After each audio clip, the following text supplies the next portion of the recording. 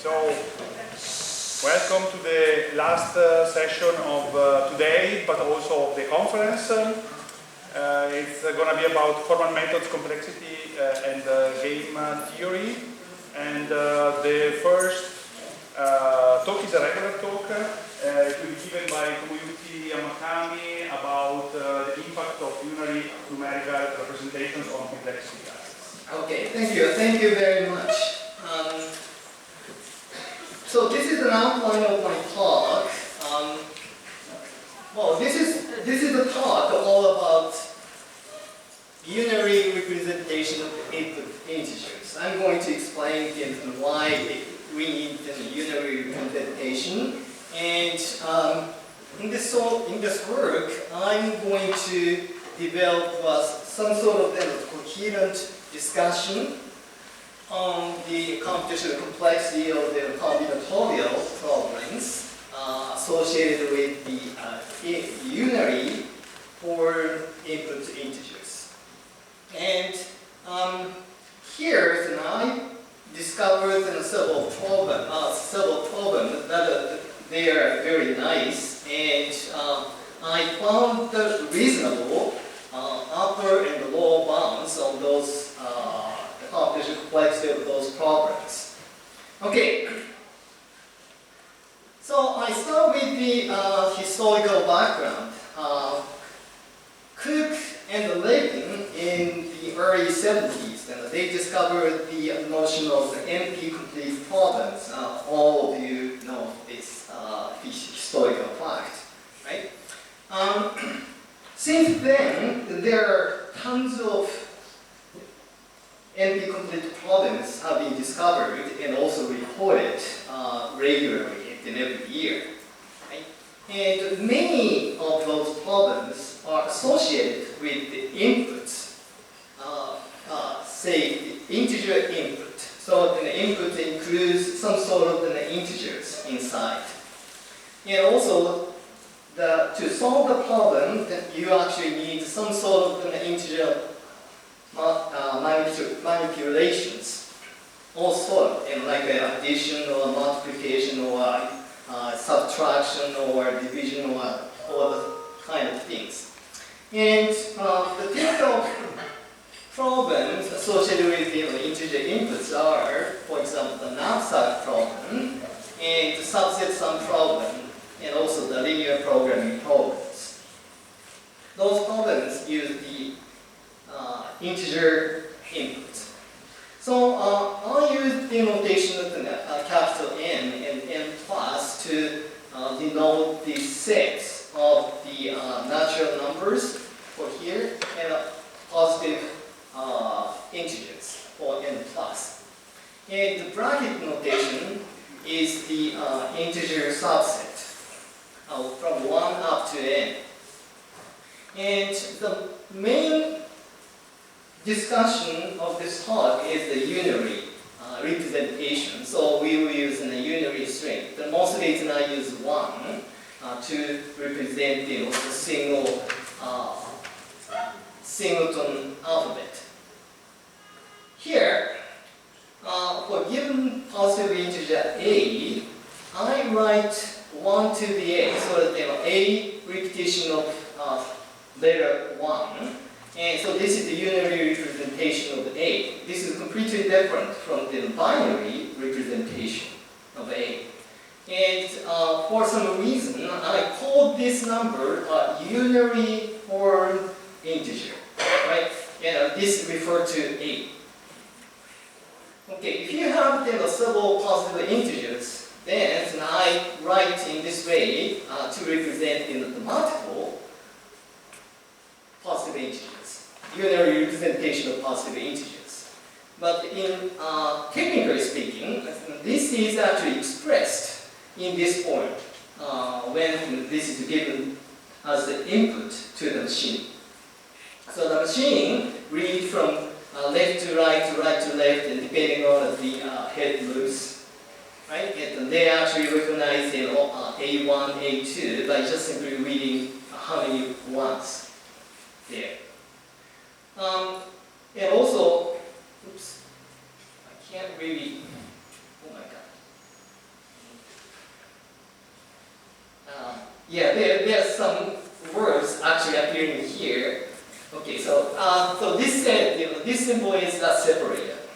Okay, not counted as the unary symbol.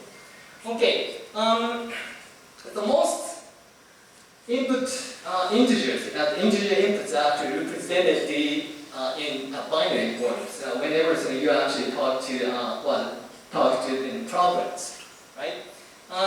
So the binary expression of the integers are switched into the unary form. In that case, you might assume that the computational complexity of the problem might be really reduced, right? But in some cases, a certain number of the problems, the complexity, the computational complexity is the time or space or whatever, right? In this case, the NP completeness. This notion of the NP completeness does not change even if you switch the representation from binary to unary. Those problems are called strong NP complete. Okay, so it doesn't matter whether you have binary input or unary input. If you want to know some examples of those strong NP complete problems, take a look at the famous Gary Johnson textbooks. There are several examples there. Okay, but we are actually interested in non-strong NP complete problems. So I'm going to present you several of the problems I discussed in the paper. Okay, so I will read the brief discussion of the machine models. So everybody knows the push automata that we mainly consider the non-deterministic model. The input is read only, and head either moves one way or both ways, or two ways. Okay, and we have a stack. And similar to the non-deterministic push automatas, I'm considering some alternating push automata. So this means the states are actually, all states are actually split into the two groups. One is the existential states, the other one is the universal states. And the machine takes those different group of states alternating. Right? In this particular picture shows that there are two alternations starting with an existential states. Okay, so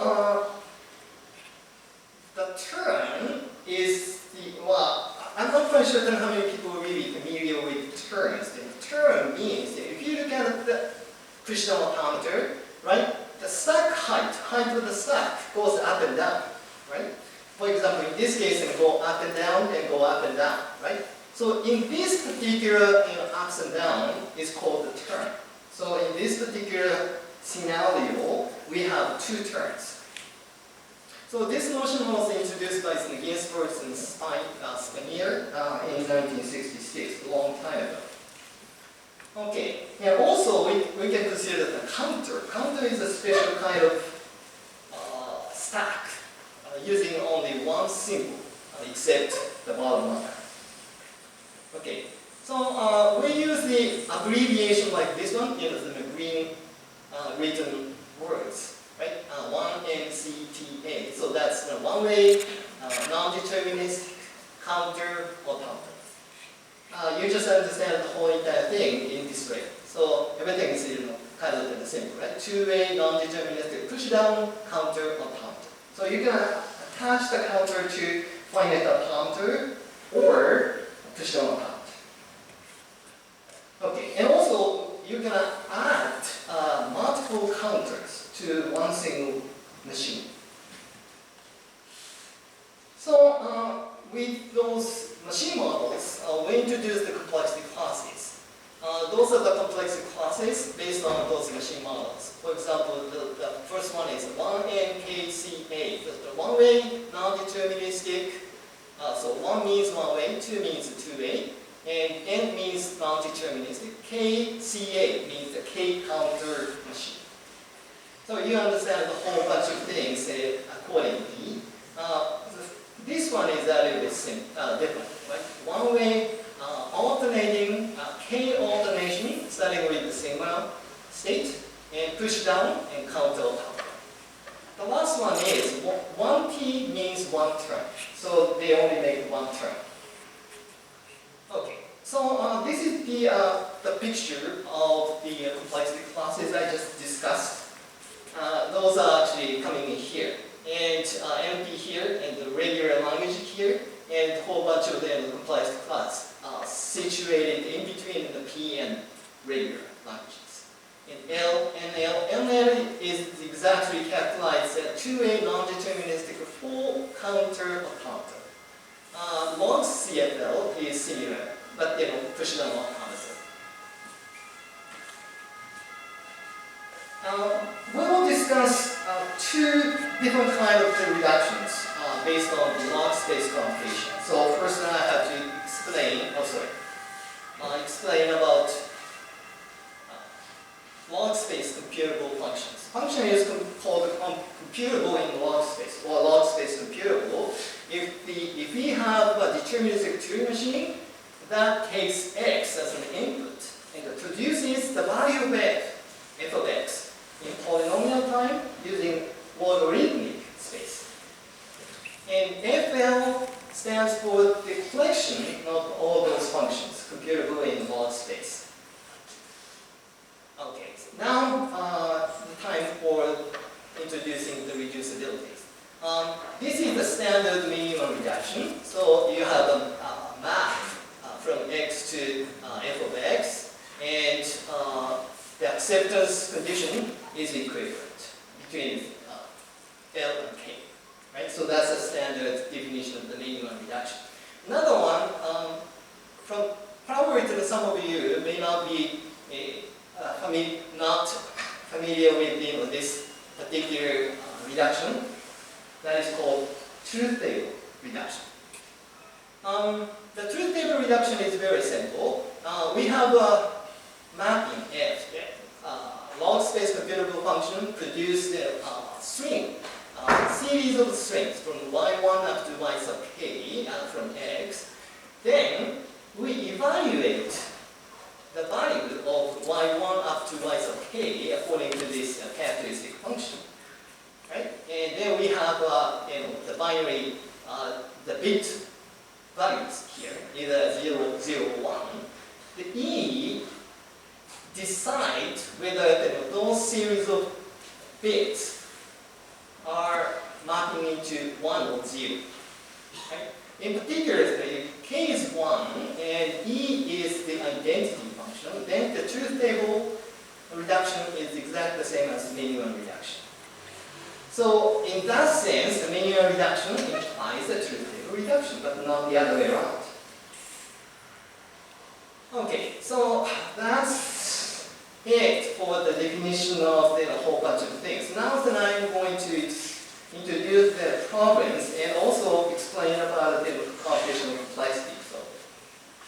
Okay, now this is the UK, the Unary 01 knapsack problem. This problem is actually introduced by Steve Cook in 1985, a long time ago. He thought this is actually the Unary version of the knapsack problem. But actually, but I'm just going to explain the definition soon. But it's more like the analog of subset sum problem. Now, instance is the whole bunch of the positive integers given in the unary form. So that's important, the unary form. Okay. The question is, well, we can find out a subset of the indices. From the indices is from 1 up to n, right? Now, if you just sum up all the numbers associated with these indices goes up to exactly b. The b is given as a part of the input, right? So this is the question of the UK. Well, here, the actual input is this one. Okay, that's very important because I'm running the machine like a finite automator and a push down counter. Right? Okay, so the statement here is the UK is in a one-turn, one-way, non-deterministic counter counting. Oh, the proof is very simple. So you read the whole entire input from left to right. So that's one way. And we have one counter here. And whenever we read B, then we just push B into counter using just one, pile of ones. Okay? Then we non-deterministically choose each individual segment. Like for example, we skip the A1 and we choose A2. In that case, we pop A2 once out of this counter. Right? We just keep doing non-deterministically. Whenever when you actually see the final end marker, if the stack is, well, the counter is empty, then you accept, otherwise you reject. Right? So this is non-deterministic movement. And this proves that the UK is actually in one term, because you know that the height of the counter goes up and then gradually going down, possibly to 0, right? If the acceptance case. So this is the proof. It's very simple. The next problem is the ambiguous UK. So ambiguous means that the situation is similar to before the UK case, but now the B is not fixed. So you have a choice here. So you choose the right B, and also you actually follow the UK instance, right? Finding the subset of the indices and take the sum of the integers associated with these chosen indices. If that goes to exactly the same as BJ, so that's a question. So this problem is in 1T, 1NCA, the same class as before. And the important thing here is the UK and the ambiguous UK, so this problem, are two stable equivalents. Equivalence means the reduction happens both ways. A implies B, B implies B, B implies A. Okay. But then I'm not quite sure about this two stable reduction can be reduced to minimum reduction. So there is a subtle difference between them. Okay, another one is the simultaneous UK, SUK. So now you have a bunch of the original UK instances, so many of them, right? Well, you can't really see those things. Okay. Now we pick the subset of indices. This is a common choice. So we can change those choice according to those individual instances, right? We have the exactly the same as, then we consider the summation, right?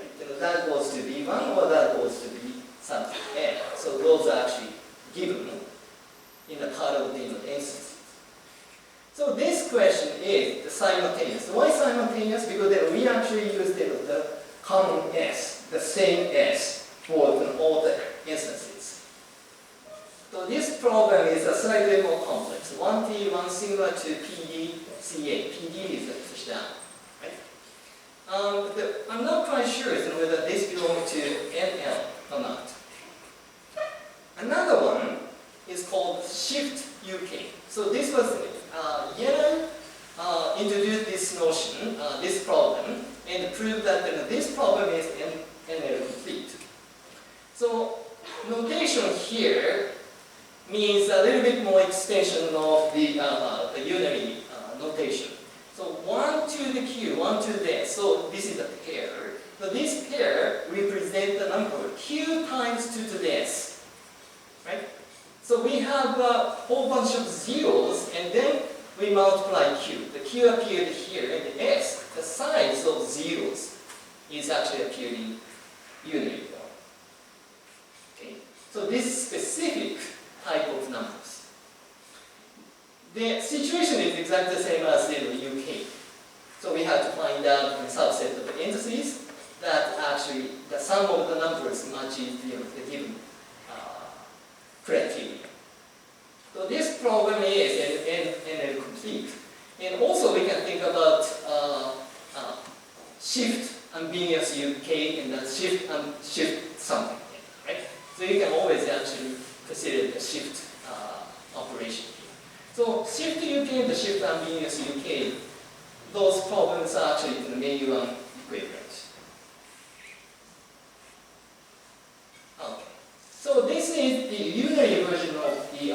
the post correspondence problem, PCP. Okay. So instead of using arbitrary alphabet, we actually I use the unary alphabet. So A1, B1, those are actually the numbers, but they're represented by unary. Okay. Now we actually choose some of those elements, and then we line them up according to the choice. The question is whether the series or sequence or string built by A's are exactly the same as the string built by B's. Okay. So this problem is 1T, y 2CA. And for reduction, UBCP, so this problem, is kind of in between the UK. UK and ambiguous UK.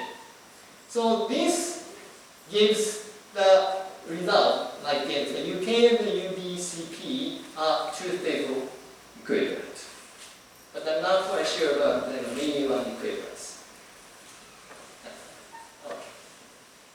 So those problems are actually fit in here, like a shift to UK and UK, ambiguous UK. We have a bunch of others. But those are actually written in the paper, but not in this talk. SUK here, right? And then here, I told you that the SUK, I'm not quite sure that SUK belongs to an L, because it seems to be a little bit far away. Okay. Now, I'm going to explain the last problem associated with the lattice. Now we consider the lattice over the sigma the integer z to the n. N is a constant. Okay, and I consider the maximum. Well, usually when you actually talk about the last problem, you consider the Euclidean norm. But here I just make it simple because the Euclidean norm is a little bit hard to compute. So I just make it simple. So it's a little bit cheating anyway. So maximum is just taking the maximum value, right, of each element here. And also we can think about the minimum version of it. But the problem here is this is actually not a norm in a standard sense. So this is a problem called unary maximum closest vector problem, UCVP max. If you take the maximum norm. If you take the minimum norm, then we just write it down this way. So the problem is something like you are given some lattice basis in the unary form, okay, in this way, and also you are given the x0. Now you are asked whether there exists a vector, the lattice vector w, so that the w minus x0, the norm, maximum of this vector is at most b. The b is also given in the unary form. Okay. So this one is in 1T to sigma 2 PDCA. And minimum version is a little more easier. And also we have a reduction from SUK, the simultaneous UK, to UCVP max. So those problems are actually associated with those complexity classes. Now, I'm just closing my talk, just to give you the open problems. The first one is we need to determine the exact upper and lower bounds of those problems. I briefly talk about the kind of reduction kind of thing, but that does not really mean that defining the exact computational complexity of the problem, associated problems. The other one is finding more natural combinatorial problem with the unary form integers. Right? We want to get the more programs. Those are interesting and also important to study. The third one is develop computational complexity theory as a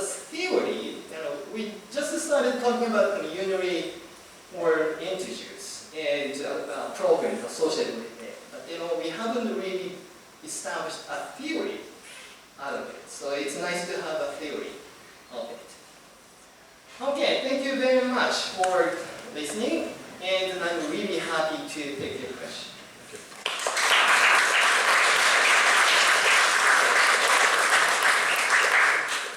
It's time for one question.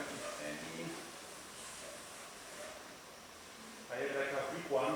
Do you think that this study of computational complexity in light of unary representations could be helpful in understanding more about the structure of anti-complete problems as we know them?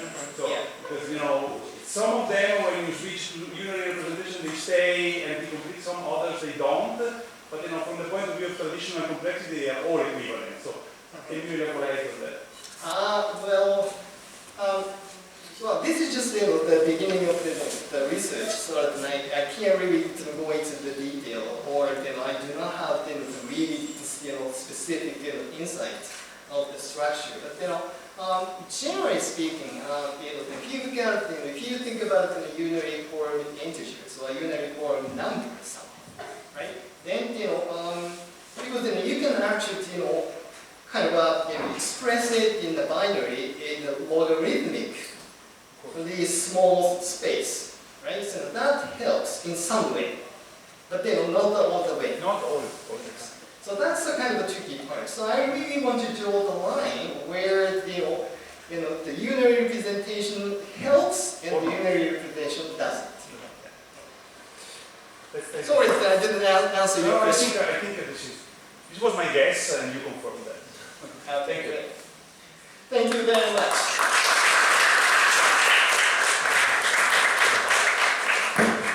So, okay, the second talk about the complexity result for.